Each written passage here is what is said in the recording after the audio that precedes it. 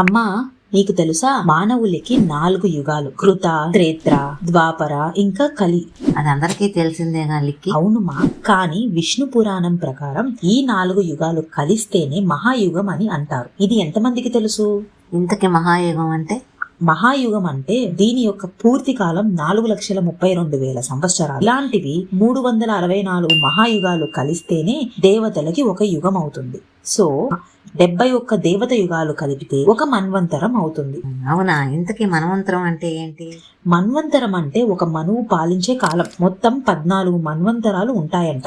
ప్రస్తుతం మనం 7వ మన్వంతరంలో జీవిస్తున్నాం. ఇదే వైవస్వత మన్వంతరం. దీనిని వైవస్వత మనువు పాలిస్తున్నాడు, అంటే సూర్యుని కుమారుడు. 14 మన్వంతరాలు కలిపితే బ్రహ్మదేవునికి ఒక రోజు, అంటే పగలు ప్లస్ రాత్రి. దీనినే కల్పం అని అంటారు. వామో, ఇంతుందా?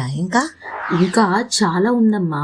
360 పగలు రాత్రులు కలిస్తే బ్రహ్మదేవునికి 1 సంవత్సరం. సో బ్రహ్మదేవునికి 108 సంవత్సరాలే ఆయుష్కాలం అంట. ఈ కాలం పూర్తయ్యాక మహాలయం సంభవిస్తుంది. అప్పుడు అసలు సృష్టి ఉండదంటమ్మా. సమస్తం పరబ్రహ్మంలో లయం అయిపోతుంది. అప్పుడు ఏర్పడేదే మహాశూన్యం. ఏ రూపం లేని నిరాకరుడై పరబ్రహ్మ మాత్రమే ఉంటారు. ఆ మహాలయ కాలం పరబ్రహ్మకు 1 రాత్రి. మళ్ళీ ఆయన సృష్టి కోసం సంకల్పం చేసినప్పుడు అది పరబ్రహ్మకు 1 పగలు. ఇలా 1 పగలు 1 రాత్రి కలిపి పరబ్రహ్మకు 1 రోజు మాత్రమే.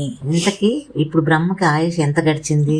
365 రోజులు పరబ్రహ్మకు 1 సంవత్సరం అయితే, అటువంటి ఎన్నో సంవత్సరాలు గడిచిన పరబ్రహ్మ వయసు ఎంత అన్నది ఎవ్వరూ చెప్పలేరు.